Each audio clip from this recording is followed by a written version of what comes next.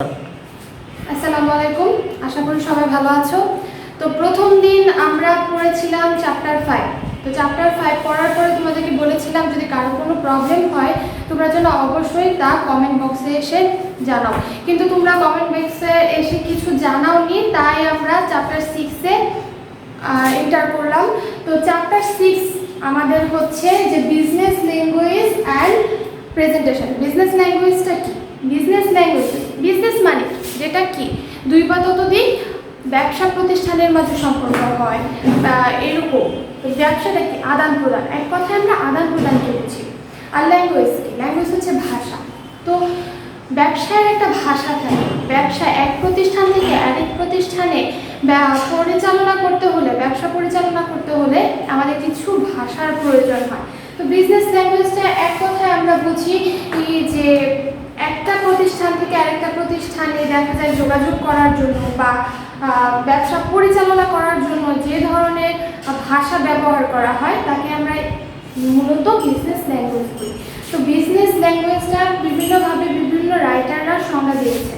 তো এখানে আমি একটা সংজ্ঞা উল্লেখ করেছি। তো দেখো, according to Peter Hartley and Clive Bradman বলেছেন, business English is the type of English used in business contexts such as international trade, commerce, finance, insurance, banking and many office setting.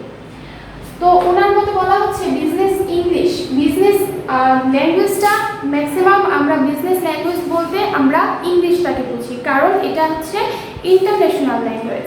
International language হওয়াতে এখানে বলা হয়েছে business English is the type of English, এমন একটা English যেখানে যা ব্যবহার করা হয় ইউজড ইন বিজনেস কনটেক্সট, যেটা কিনা ব্যবসার ক্ষেত্রে ব্যবহার করা হয়। যেমন এখানে বলা হয়েছে সাচ এজ ইন্টারন্যাশনাল ট্রেড, মানে আন্তর্জাতিক ব্যবসা করতে হলে নর্মালি আমরা কি দেখি যে আমরা বাংলাদেশ থেকে বাংলাদেশে যোগাযোগ করতে হলেও কি আমরা ইংলিশে যোগাযোগ করি, যার জন্য দেখা যায় যে এখন ইন্টারভিউগুলোতে ইংলিশের উপরে খুব বেশি জোর দেওয়া হয়। ইন্টারন্যাশনাল ট্রেড মানে আন্তর্জাতিক ব্যবসা করতে হলে ইংলিশ লাগে। কমার্স মানে ব্যবসা পরিচালনা, দেখা যায় যে বাণিজ্য, যেটাকে আমরা কমার্স বলতে বুঝি যে বাণিজ্য। তারপর হচ্ছে ফিন্যান্স, অর্থনৈতিক প্রতিষ্ঠানগুলোতে লেনদেন করতে হলে। ইন্স্যুরেন্স, যাবতীয় ব্যাংকিং বা একটা অফিসের বিভিন্ন ধরনের সেটিংয়ের ক্ষেত্রে বিজনেস ল্যাঙ্গুয়েজটা ইংলিশ ল্যাঙ্গুয়েজ ব্যবহার করে। তাহলে আমরা এক কথায় কি দাঁড়ালো? Business English is the type of English, মানে এমন একটা ভাষা বা ইংলিশ যেটা কিনা ব্যবসার প্রসপেক্টে ব্যবহার করা হয়, এটাকেই আমরা বলি বিজনেস ল্যাঙ্গুয়েজ। এই প্রশ্নটা খুব একটা ইম্পর্টেন্ট না, 1 বা 2 নাম্বারের জন্য আসতে পারে। তো আমাদের বিজনেস ল্যাঙ্গুয়েজটা কেন দরকার? বিজনেস ল্যাঙ্গুয়েজটা আমাদের অনেক কারণে দরকার, যেগুলো হচ্ছে ইনক্রিজ রিলেশনশিপ, ইফেক্টিভ কমিউনিকেশন, এরিয়ার prospect, own vocabulary, studying for work, improve language ability. Normally এইগুলা কারণে বিজনেস ল্যাঙ্গুয়েজটা দরকার হয়। এছাড়াও বইয়ে আরও কিছু কারণ উল্লেখ করা আছে, তো আমি একটু ব্রিফে গিয়ে তোমাদেরকে বোঝাচ্ছি। Business language increase working relationship, দেখা যায় এটা একটা মানে রিলেশনশিপ, কাজের যে পরিবেশটা বা কাজের যে সম্পর্কটা ওটাকে খুব ভালো ইমপ্রুভ করে। কারণ দেখা গেল আমি একটা প্রতিষ্ঠানে আমার বিভিন্ন দেশের লোক জব করে, হতে পারে কেউ হতে পারে যে বাংলাদেশি, কেউ হতে পারে ইন্ডিয়ান, কেউ হতে পারে আমেরিকান, বিভিন্ন ধরনের, কিন্তু সবাই সবার ভাষা আমরা জানি না। সেক্ষেত্রে আমরা কি ইউজ করি? International language, that means English ল্যাঙ্গুয়েজটা যখন আমরা ইউজ করি তখন সেটা সবার কাছে খুব ইজিলি হয় এবং আমরা একজনের ফিলিংস, থটস বুঝতে পারি। তাই আমাদের কাজের পরিবেশটা এবং কাজের সম্পর্কটা অনেক বেশি উন্নত হয়। যেমন বইয়ে বলা আছে, the spread of English as the language of international business has made it more important than ever for people working with colleagues, clients and partners। মানে হচ্ছে ইন্টারন্যাশনাল বিজনেসের ক্ষেত্রে এটা এমন প্রয়োজনীয়, যেটা হচ্ছে যে তোমার কলিগ হতে পারে বা ক্লায়েন্ট হতে পারে বা পার্টনার হতে পারে, সবার সাথে যোগাযোগ করার জন্য এটা মোর ইফেক্টিভ হয়। তারপর যে পয়েন্টটা বলা আছে ইফেক্টিভ কমিউনিকেশনটার ক্ষেত্রে অনেক বেশি কি কার্যকরী হয়। দেখা গেল যখন আমরা কলিগ বা ক্লায়েন্ট বা পার্টনার সবার সাথে কথা বলবো বা যোগাযোগ করবো, সেই ক্ষেত্রে যদি আমরা বিজনেস ল্যাঙ্গুয়েজ ইউজ করি, দ্যাট মিনস ইংলিশ ইউজ করি, তখন দেখা যাবে যে বিজনেস কনটেক্সটগুলা বা বিজনেসের যে মূল বিষয়বস্তুগুলো এটা সহজেই কমিউনিকেশন করা যাবে এবং কমিউনিকেশনটা অনেক বেশি ইফেক্টিভ হলো। এখন এমন হলো যে আমি বাংলায় কথা বললাম কিন্তু আমার পার্টনার বাংলা ভাষা বোঝে না, যেমন আমাদের চীন কিন্তু দেখা যায় যে ওদের ভাষা ছাড়া অন্য কোনো ভাষা বোঝে না, সেই ক্ষেত্রে আমাদের দোভাষী রাখতে হয়। তো সেই ক্ষেত্রে ইফেক্টিভ কমিউনিকেশন হওয়া সম্ভব না। ইফেক্টিভ কমিউনিকেশনটা তখন দোভাষীর মাধ্যমে হয়ে থাকে। তো একটা ইফেক্টিভ কমিউনিকেশন হতে গেলেও আমাদের বিজনেস ল্যাঙ্গুয়েজটা প্রয়োজন। তারপর যেটা হচ্ছে এখানে ওন ভোকাবুলারি। প্রত্যেকটা ব্যবসায়ী দেখা যায় কি নিজস্ব কিছু শব্দ ভাণ্ডার থাকে। যেমন আমরা যখন শপিং করতে যাই তখন দেখা যায় যে আমরা যখন একটা প্রাইস জিজ্ঞেস করি, প্রাইস ট্যাগ লেখা না থাকে বা প্রাইস ট্যাগ লেখা থাকলেও বার্গেনিং করার একটা সুযোগ থাকে, তখন কি হয়, তখন আমরা যদি জিজ্ঞেস করি এটা প্রাইস কত, তখন উনি যদি কমাতে চান দেখা যায় যে আর যদি জিজ্ঞেস করে এটার কত বা এই ধরনের একটা কোডের মতো কিছু একটা তারা জিজ্ঞেস করে, যেটা হচ্ছে তাদের ওন ল্যাঙ্গুয়েজ, মানে ওটা দ্বারা তারা ইন্ডিকেট করে এটার কেনা দাম এত, এটা থেকে এত দামে সেল করলে তাদের প্রফিট আসবে। তো ওটা থাকে তাদের ওন ভোকাবুলারি। তো প্রত্যেকটা বিজনেসেরই একটা ওন ভোকাবুলারি থাকে। ওন ভোকাবুলারিতে গিয়ে দেখা যায় while business has its own vocabulary specialized area, within business have their own vocabularies as well, such as finance, politics, law, trade. মানে এটা হয় কি তাদের স্পেশালাইজড এরিয়া, মানে তাদের স্পেশাল কিছু কাজের জন্য তারা এই ভোকাবুলারিটি ইউজ করে। যেমন হতে পারে প্রত্যেকটা বিজনেসেরই একটা নির্দিষ্ট বা গোপন কৌশল থাকে, যেটা একটা বিজনেসের সাথে কখনোই শেয়ার করে না। তারা তাদের মাধ্যমে ওই গোপন তথ্যগুলো যোগাযোগ করার জন্য তাদের নিজস্ব কিছু ভোকাবুলারি ইউজ করে, যার জন্য বিজনেস ল্যাঙ্গুয়েজটা অনেক বেশি ইফেক্টিভ হয়। তারপর যেটা হচ্ছে স্টাডিং ফর ওয়ার্ক। এখানে বলা হচ্ছে English is the universal language of business, trade, politics, international law. Many companies like their staff to improve their English skill and send them to study at language school. দেখা যায় যে প্রত্যেকটা, যেটা আমি আগে বললাম, প্রত্যেকটা প্রতিষ্ঠানই কি চায় তাদের স্টাফ মানে তাদের এমপ্লয়িরা ইংলিশে অনেক বেশি ইমপ্রুভ থাকবে, কারণ ইংলিশ ল্যাঙ্গুয়েজটা হচ্ছে ইন্টারন্যাশনাল ল্যাঙ্গুয়েজ। তো ইন্টারন্যাশনাল ল্যাঙ্গুয়েজ হওয়ার কারণে এটাতে স্টাফেরা যদি অনেক বেশি ইফেক্টিভ হয়, তারা ইজিলি একটা প্রতিষ্ঠানের সাথে, সেটা হতে পারে ফরেন কান্ট্রি, হতে পারে যে নিজস্ব দেশের ভেতরে, দেখা যায় যে তারা খুব ইজিলি কমিউনিকেট করতে পারে। তার জন্য তাদের কি কাজের পরিধিটা অনেক বেশি বেড়ে যায়। তো এজন্য দেখা যায় যে শেখার একটা প্রবণতা বাড়ে। দেখা যায় মানুষের ভেতরে ইংলিশটা শিখতে হবে, এই ল্যাঙ্গুয়েজটা সম্পর্কে জানতে হবে, এই জন্য একটা কাজের প্রবণতা বা শেখার প্রবণতাটা অনেক বেশি বেড়ে যায়। তারপর যেটা বলা হচ্ছে ইমপ্রুভ ল্যাঙ্গুয়েজ অ্যাবিলিটি, যেটা বললাম ইমপ্রুভ ল্যাঙ্গুয়েজ অ্যাবিলিটি। যখন আমরা এটা বিষয়ে একটা স্টাডি করব, স্বাভাবিকভাবে আমরা জবের জন্য কি স্পিকিং ইংলিশ শিখতে চাই, কেন আমরা শিখতে চাই, এটা আমাদের ল্যাঙ্গুয়েজ অ্যাবিলিটি ইমপ্রুভ করানোর জন্য। কারণ দেখা যায় যে এখন ম্যাক্সিমাম কোম্পানি বা ম্যাক্সিমাম জবের ক্ষেত্রেই আমাদের বলে যে ইংলিশের স্পিকিং ল্যাঙ্গুয়েজ অ্যাবিলিটিটা খুব ভালো হতে হবে। আর যখন এটা হতে হয় আমাদেরকে অনেক বেশি স্টাডি করতে হয়। স্টাডি করার মাধ্যমে আমরা বিভিন্ন ধরনের কোর্স কমপ্লিট করি। এই কোর্সগুলো যখন আমরা করি তখন আমাদের কি হয়, তখন আমাদের কি ল্যাঙ্গুয়েজ অ্যাবিলিটিটা বলা লেখার অনেক বেশি বেড়ে যায়, যার কারণে বিজনেস ক্ষেত্রে সেটা আমরা ইজিলি দেখা যায় যে কমিউনিকেট করতে পারি। তো সব কিছু মিলেই দেখা যায় যে বিজনেস ল্যাঙ্গুয়েজের অনেক বেশি ইম্পর্টেন্স আছে।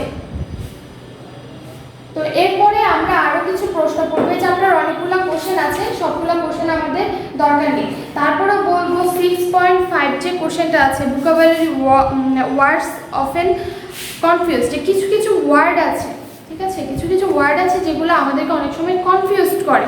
যেমন এখানে বলা আছে অ্যাকসেপ্ট, এখানে বলা আছে এক্সপেক্ট, ঠিক আছে।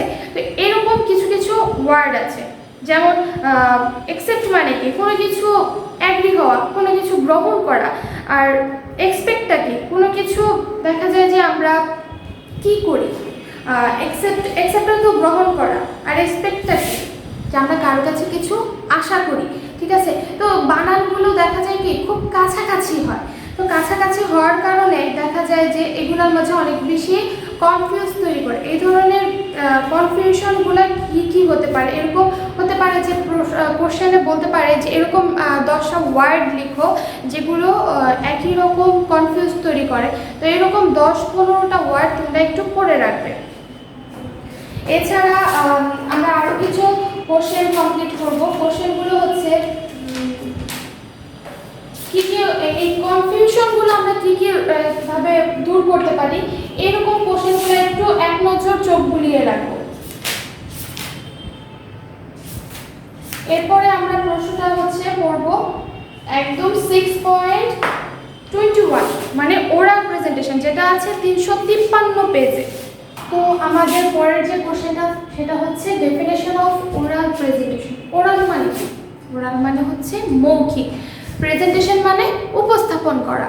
তাহলে আমরা বিষয়টা আমরা ইজিলি বুঝতে পারি যে ওরাল প্রেজেন্টেশন হচ্ছে মৌখিকভাবে কোনো কিছু, কোনো কনটেক্সট, কোনো থটস, এগুলো যখন আমরা মৌখিকভাবে প্রকাশ করি তখন সেটাকে বলা হচ্ছে ওরাল প্রেজেন্টেশন। যেমন আমরা ওরাল রিপোর্ট, রিটেন রিপোর্ট ওখানে পড়েছিলাম যে কোনো রিপোর্ট যদি আমরা মৌখিকভাবে প্রকাশ করি সেটা কি হয়? Oral report. আর রিটেন রিপোর্ট কি ছিল? যেটা আমরা লিখিতভাবে প্রকাশ করি। তো ওরাল রিপোর্টটা যখন আমরা মৌখিকভাবে সবার সামনে বা আমার সামনে অনেক অডিয়েন্স থাকবে, আমরা যখন সেটা প্রকাশ করব সেটা হয় ওরাল প্রেজেন্টেশন। ঠিক আছে, তো ওরাল প্রেজেন্টেশন এখানে আমি ভেতর থেকে একটা সংজ্ঞা লিখেছি, সেটা হচ্ছে it is a brief discussion, it is a brief discussion of a defined topic delivered to a public audience in order to impart knowledge or to stimulate discussion। মানে হচ্ছে it is a brief discussion, মানে এটা হচ্ছে যে একটা মানে বড় ধরনের আলোচনা বা একটা বিবৃতি আমরা বলতে পারি of a defined topic, মানে একটা নির্দিষ্ট বিষয়ে আমাকে উপস্থাপন করতে হবে। এমন হলো না যে আমি কিছু বিষয় যে এলোমেলোভাবে এসে কথা বলতে থাকতাম। যখন আমাদেরকে কোনো কিছুতে দেখা যায় যে বক্তৃতা বা কোনো কিছুতে কিছু বলা হয় বা একটা দেখা যায় প্রেস ব্রিফিংয়ে কিছু বলা হয়, তখন কিন্তু আমরা নির্দিষ্ট টপিকে কথা বলি, যে আমাদেরকে নির্দিষ্ট সার্টেন একটা সাবজেক্ট থাকতে হবে। যেটা হলো যে আমরা নর্মালি এখন কি দেখি, বিভিন্ন প্রোডাক্টের প্রমোশন হয়। তো বিভিন্ন প্রোডাক্টের যখন প্রমোশন হয়, যখন সেটা লঞ্চ করা হয়, তখন দেখা যায় কি একটা প্রেস ব্রিফিং করা হয়। যে যেমন আমরা সেটা কোথায় সবচেয়ে বেশি দেখি, একটা ফোনের ক্ষেত্রে, যেমন আইফোনের নতুন একটা মডেল যখন মার্কেটে আসে তখন সেটাকে নিয়ে কি কি এর ক্যারেক্টারিস্টিক্স আছে, কি কি নতুন ফিচার্স আছে, যাবতীয় সব কিছু, এর কি ফেসিলিটি, যাবতীয় সব কিছু যখন তারা মৌখিকভাবে প্রকাশ করে তখন সেটাকে কি হয়? Oral presentation. আর এটাকেই আমরা এখানে বলতেছি যে it is a brief discussion of defined topic, মানে একটা নির্দিষ্ট বিষয়ে বা একটা নির্দিষ্ট টপিকে কথা বলতে হবে, delivery to a public audience. মানে কি, আমার পাবলিক অডিয়েন্সের সামনে, মানে অনেক লোকজন থাকবে, সেখানে একটা ডিফাইন্ড টপিকে কথা বলবো ইন অর্ডার টু, মানে একটা উদ্দেশ্য, আমরা একটা উদ্দেশ্য নিয়ে যখন কথা বলবো, to impart knowledge or stimulate discussion, মানে একটা নির্দিষ্ট বিষয়ে তাদেরকে জানানোর জন্য, তাদেরকে জ্ঞান দেওয়ার জন্য যখন আমরা একটা নির্দিষ্ট বিষয়ে মৌখিকভাবে একদম সম্পূর্ণ বিবৃতি প্রকাশ করি তখন সেটাকে বলা হয় ওরাল প্রেজেন্টেশন।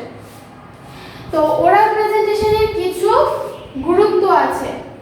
গুরুত্বগুলো হচ্ছে internal communication, customer service, technical fields, communicating idea, efficiency and productivity। তো internal communication দেখা যায় যে অনেক সময় আমরা যখন কলিগদের সাথে কথা বলি বা আমাদের পার্টনারদের সাথে কথা বলি তখন হয় যে আমাদের অনেক সময় রিটেন কমিউনিকেশনের প্রয়োজন হয় না, মৌখিকভাবে সেটা তাদেরকে ডিসকাস করে দিলেই হয়। যেমন আমি একটা যদি অ্যাসাইনমেন্ট দেই তোমাদেরকে, সেটা কিন্তু আমার যদি আমি মৌখিকভাবে বলি যে আমি এই টপিকসের উপর অ্যাসাইনমেন্ট দিব, সেটা কি? Oral presentation. সেটা কি? Internal communication. কমিউনিকেশন, ইন্টারনাল কমিউনিকেশনগুলো মৌখিকভাবে যোগাযোগের ক্ষেত্রে ওরাল কমিউনিকেশন অনেক বেশি ইফেক্টিভ হয়। কারণ এখানে গোপন অনেক তথ্য রাখা যায়, দেখা যায় এটা 1 by 1 কমিউনিকেট করা সম্ভব হয়। যেমন হতে পারে যে একটা ক্লাসে তোমরা যেমন অনেকগুলো স্টুডেন্ট আছো, দেখা গেল আমি তোমাদের সিআরকে ডেকে জাস্ট বলে দিলাম যে এই বিষয়ে আমরা নেক্সট টপিকসে পরীক্ষা দেব, ঠিক আছে? তখন কি 1 by 1 আমি একজন বলে দিলাম, সে আবার তোমাদেরকে জানা দিল। বা এমন হলো একটা তথ্য আমি কোম্পানিতে নতুন আনতে যাচ্ছি, সেটা আমি গোপন রাখতে চাচ্ছি, আমি যদি রিটেন আকারে প্রকাশ করি সেটা দেখা যায় যে এভিডেন্স থাকে, সেটা স্প্রেড হওয়ার অনেক সম্ভাবনাই থাকে, কিন্তু ওরাল প্রেজেন্টেশনে সেটা সম্ভাবনা একদমই নেই। গোপনীয়তাটা কিছু হলেও রাখা হলো সম্ভব। সেই ক্ষেত্রে ইন্টারনাল কমিউনিকেশনের ক্ষেত্রে কি ওরাল প্রেজেন্টেশনটা অনেক বেশি সুবিধাজনক। আরেকটা বিষয় হচ্ছে যে আমি যখন একটা ট্রেনিং দিতে যাব, দেখা যায় যে 1 by 1 আমি কথা বলতে যাব বা তাদেরকে বোঝাতে যাব, তখন ওরাল প্রেজেন্টেশনটা সবচেয়ে বেশি ইফেক্টিভ হয়, কারণ প্রত্যেকের রিভিউটা আলাদাভাবে একদম এক্সপ্রেশনটা বোঝা যায়। তারপর হচ্ছে কাস্টমার সার্ভিস।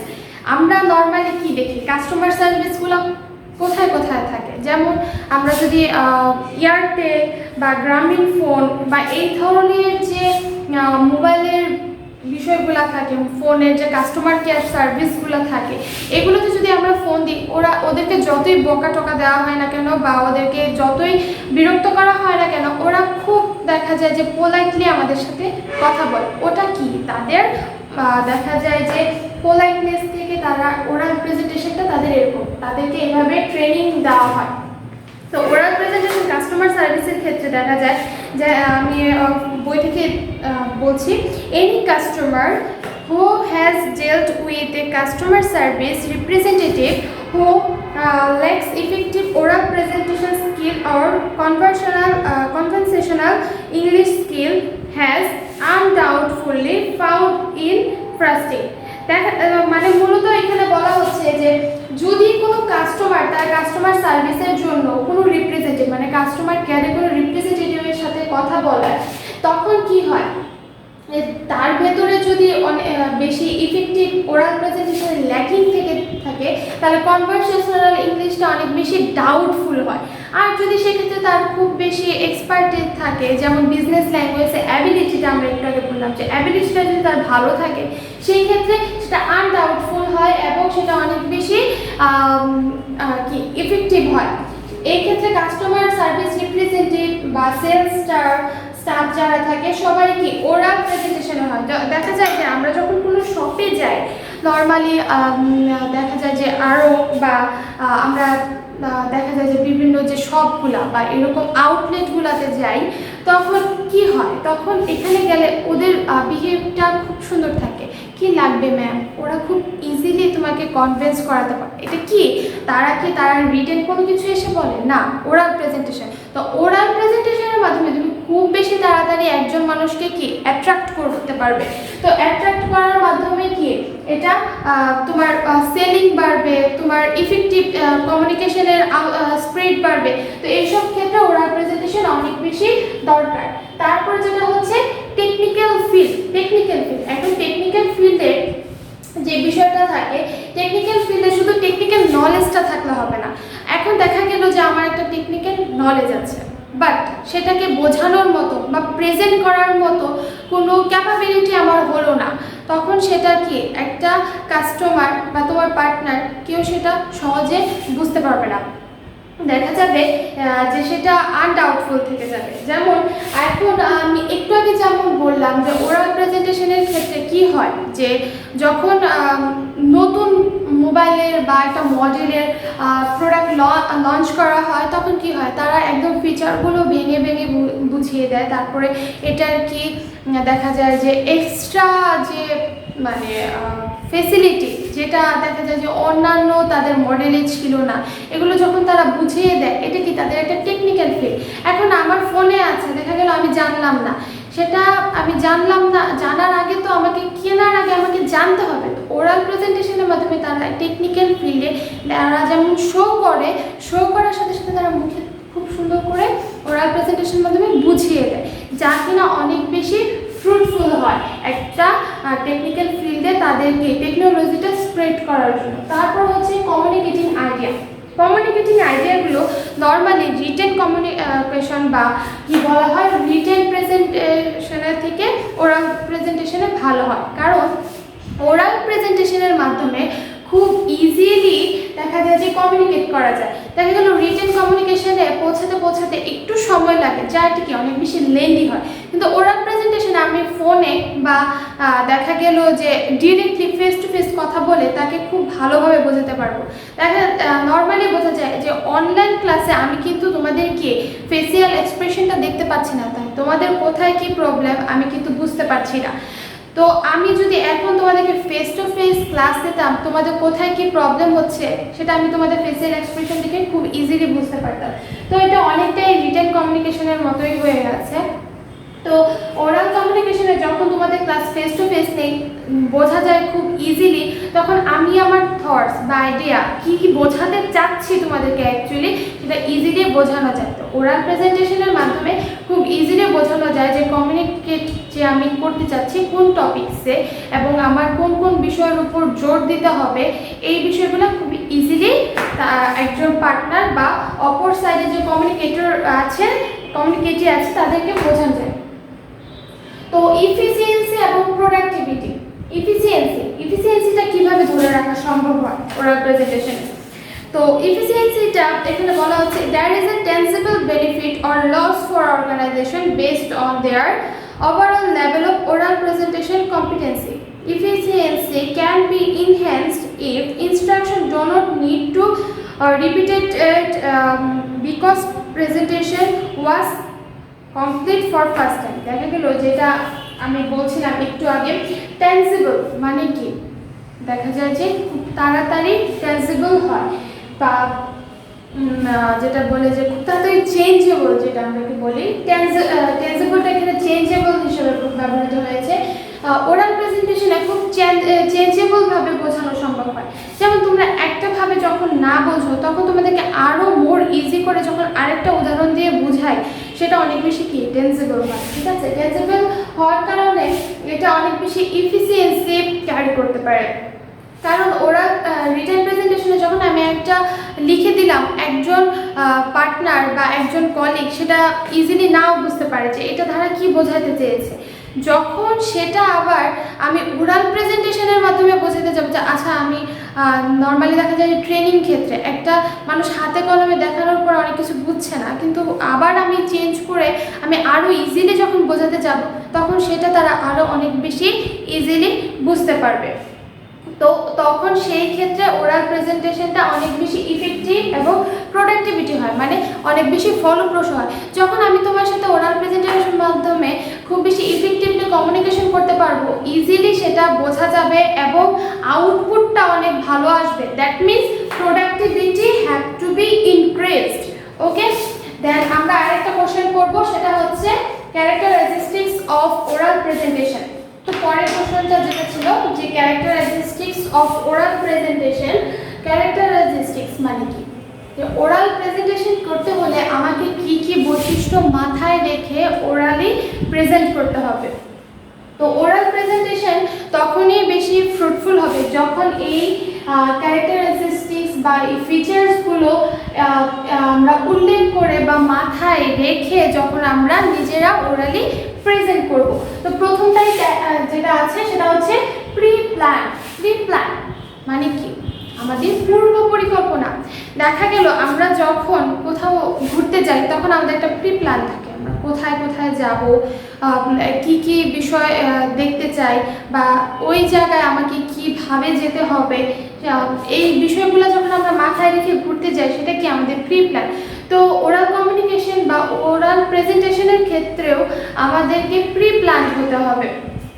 প্রি প্ল্যানটা এরকম, before transmitting any message, the speaker must have pre-planned to send the message properly to the audience or receiver. যখন আমি কোনো মেসেজ অডিয়েন্সের কাছে পৌঁছাতে যাব তখন আমাকে সেটা প্রি প্ল্যান হিসেবে মেনে করতে হবে, যেটা কিনা একটা অডিয়েন্সের ক্ষেত্রে অনেক বেশি ফ্রুটফুল হয়। অডিয়েন্স যেন আমার ইজিলি বুঝতে পারে আমি কি কি ভাষা রাখবো, মানে আমার ভাষার ভোকাবুলারিগুলো কীরকম হবে, সেটা যেন মোর কমপ্লেক্স তৈরি না করে। এই যাবতীয় সব কিছু কি প্রি প্ল্যান অনুযায়ী চলতে হবে। আমি কি ফরম্যাটে সাজাবো, আমি কিভাবে নিজেকে উপস্থাপন করব, আমি খুব গম্ভীর হয়ে কথা বলবো না তাদের সামনে ইজিলি কমফোর্টেবল হয়ে কথা বলবো, এই যাবতীয় সব কিছু কি থাকে প্রি প্ল্যানে থাকে। তারপরে যেটা আছে সার্টেনটি, মানে কি নিশ্চয়তা। আমরা সার্টেনটি বলতে কি বুঝি, নর্মালি নিশ্চয়তা বুঝি বা একটা নির্দিষ্ট বিষয়। মূলত সার্টেনটি হচ্ছে একটা নির্দিষ্ট বিষয়। তো সার্টেনটি নির্দিষ্ট বিষয়টা ওরাল প্রেজেন্টেশন আমরা যেটা আগে সংজ্ঞাতে পড়েছিলাম কি ডিফাইন টপিক, মানে একটা নির্দিষ্ট টপিকে গিয়ে আমরা কথা বলবো বা ওরালি প্রেজেন্ট করবো। তো এখানে যেটা বলা হচ্ছে সার্টেনটি, একটা নির্দিষ্ট টপিকে বা ডিফাইন টপিকে আমরা কথা বলবো। The speaker must speak properly while communication with audience. The subject matter or speech must be certain in oral presentation to avoid confusion. মানে একটা রিসিভারের কনফিউশন দূর করার জন্য দেখা গেল আমি এখন একটা টপিকে কথা বলছি, তো 2 মিনিট পরে আরেকটা টপিকে কথা বলছি, সেটা কি একটা রিসিভারের কাছে অনেক বেশি কনফিউশন তৈরি করতে পারে। সেই ক্ষেত্রে একটা নির্দিষ্ট টপিকে, যেমন আমি আজকে কোন টপিক পড়াবো, যেমন আমি প্রথমে হেডলাইন লিখে দিয়েছি বিজনেস ল্যাঙ্গুয়েজ অ্যান্ড প্রেজেন্টেশন, এইটা কি আজকে আমাদের টপিক যে আমরা আজকে এই সাবজেক্টে পড়বো। তো একটা কি সার্টেনটি আমি গিয়ে বইয়ে গিয়ে এত নাম্বার পেজে গিয়ে খুঁজতে পারবো, ঠিক আছে। এখন আমি দেখা গেল এক চ্যাপ্টার থেকে একটা প্রশ্ন পড়েছে, তো আর অন্য চ্যাপ্টার থেকে আরেকটা প্রশ্ন পড়েছে, সেক্ষেত্রে অনেক বেশি কনফিউশন তৈরি করে। সেই ক্ষেত্রে আমরা যখন একটা সার্টেন টপিকে কথা বলবো, এটা আমাদের প্রিপেয়ার থাকতে হবে এবং সেটা ইজিলি যখন আমাদের সার্টেনটি মেনটেন করা হয় ওরাল প্রেজেন্টেশনে অডিয়েন্স ইজিলি বুঝতে পারে। তারপর যেটা আছে কনসাইসনেস। কনসাইসনেস মানে কি সংক্ষিপ্ততা। সংক্ষিপ্ততা অবশ্যই আমাদের ওরাল প্রেজেন্টেশনটা অনেক বেশি সংক্ষিপ্তও হওয়া যাবে না, আবার অনেক বেশি কি ব্রিফও হওয়া যাবে না। অনেক বেশি সংক্ষিপ্ত যদি হয় অডিয়েন্স সেটা কি মেন যে ইনফরমেশনগুলো ওগুলো সহজে পাবে না। আবার যদি অনেক বেশি ব্রিফ হয় তখন দেখা যাবে যে কি অডিয়েন্স অনেক বেশি বোর ফিল করবে। সেই ক্ষেত্রে আমাকে এটা প্রি প্ল্যান করে রাখতে হবে, ঠিক আমি কতটুকু সময়ের মাঝে প্রেজেন্টেশনটা করতে যাচ্ছি। সেই ক্ষেত্রে আমাকে টাইমিংটা মাথায় রাখতে হবে এবং এইটুকু টাইমিংয়ের মাঝে উপযুক্ত ভোকাবুলারি মানে আন্ডারস্ট্যান্ডেবল ভোকাবুলারি ইউজ করে আমার অডিয়েন্সের সামনে পেশ করতে হবে। এই বিষয়টা আমাদের কি প্রথমেই ধাপে ধাপে মানে প্রি প্ল্যানে থাকতে হবে। কনসিস্টেন্সি এখানে আছে information should be enriched with concrete, logical and relevant data in case of oral presentation. মানে কি concrete, logical, যেটা আমি বললাম যে আন্ডারস্ট্যান্ডেবল ভোকাবুলারি, একবারে লজিক্যাল শব্দ ব্যবহার করতে হবে। তারপরে রিলেভেন্ট ডাটা মানে যেটা আমার বাস্তবিক আমার প্রয়োজন পড়বে সেই ধরনের রিলেভেন্ট ডাটা ওরাল প্রেজেন্টেশনে ব্যবহার করে, এবং ওরাল প্রেজেন্টেশনের সাবজেক্টটা যেন সিম্পল হয় এবং অ্যাট্রাকটিভ হয়, সেজন্য কি কনসাসনেসটা ধরে রাখা সম্ভব হয়। কনসাসনেস ধরে রাখতে হলে আমাদেরকে প্রথমে কি করতে হবে লজিক্যাল ভোকাবুলারি ইউজ করতে হবে, আন্ডারস্ট্যান্ডেবল ভোকাবুলারি ইউজ করতে হবে, এবং আরেকটা বিষয় মাথায় রাখতে হবে সেটা যেন ইজিলি আমার অডিয়েন্স ক্যাচ করতে পারে, তারা যেন ইজিলি আন্ডারস্ট্যান্ড করতে পারে। তারপরে যে বিষয়টা আছে সেটা হচ্ছে অ্যাট্রাকটিভ প্রেজেন্টেশন।